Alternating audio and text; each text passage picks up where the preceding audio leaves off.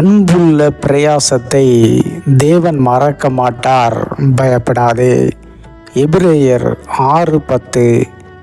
ஏனென்றால் உங்கள் கிரியையையும் நீங்கள் பரிசுத்தவான்களுக்கு ஊழியம் செய்ததினாலும் செய்து வருகிறதினாலும் தமது நாமத்திற்காக காண்பித்த அன்புள்ள பிரயாசத்தையும் மறந்து விடுகிறதற்கு தேவன் அநீதியுள்ளவர் அல்லவே.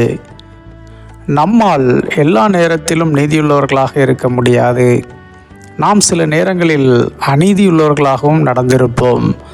இதிலிருந்து எந்த மனிதனும் தப்ப முடியாது. ஆனால் தேவன் அப்படி அல்ல. அவர் எப்போதுமே நீதியுள்ளவராகவே இருக்கிறார். அவர் ஒருபோதும் அநீதியுள்ளவராக செயல்படுவதே இல்லை. அந்த நீதியின் ஒரு பகுதியாக அவர் நம்மையும் நாம் செய்கிற கிரியையையும் மறப்பதே இல்லை. நாம் கூட நாம் செய்த சில நன்மைகளை மறந்திருப்போம். ஆனால் தேவன் அதை ஒருபோதும் மறப்பதே இல்லை. ஒருவேளை நாம் செய்கிற நன்மைகளுக்கும் ஊழியங்களுக்கும் இன்று பலன் கிடைக்காமல் போகலாம். ஆனால் அவற்றுக்கு நிச்சயமாக ஒரு நாள் பலன் கிடைக்கும். ஏனென்றால் அவை தேவனால் ஒருபோதும் மறக்கப்படுவதே இல்லை. மறப்பதற்கு அவர் அநீதி உள்ளவரும் இல்லை.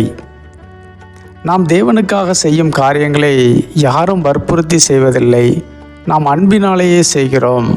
தேவன் நமக்காக செய்தவற்றை நினைத்து அன்பினால் பிரயாசப்பட்டு செய்கிறோம்.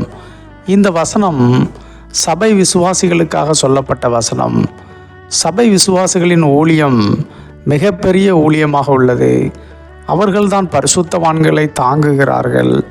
அவர்களுக்கு ஊழியம் செய்கிறார்கள். அவர்கள் எந்த ஒரு காரியத்தையும் வலுக்கட்டாயமாக செய்வதில்லை. எல்லாவற்றையும் இயேசுவுக்காக அன்பின் பிரயாசத்தினால் செய்கிறார்கள். இவர்களே இவ்வளவு அன்பின் பிரயாசத்தினால் செய்யும்போது அன்பே உருவான தேவன் அவர்களுக்காக எவ்வளவு அதிகமாக பிரயாசப்படுவார். அதனால் விசுவாசிகள் பயப்பட வேண்டிய அவசியமில்லை. தேவன் அவற்றை மறக்காமல் நினைவில் வைத்து கொண்டே இருப்பார். ஏற்ற காலம் வரும்போது அவர் செய்யும் காரியங்களை பார்த்து அவரது அன்பை புரிந்து கொள்வீர்கள். அதுவரை பொறுமையோடு காத்திருங்கள். அவர் அநீதியுள்ளவர் என்று நீங்களே தீர்ப்பு எழுதிவிடாதீர்கள். அன்பின் பிரயாசத்தினால் நீங்கள் செய்யும் ஊழியங்களையும் விட்டுவிடாதிருங்கள். நீங்கள் அன்பின் பிரயாசத்தினால் செய்த யாவும் மனிதனால் மறக்கப்பட்டது போன்று உணர்கிறீர்களா?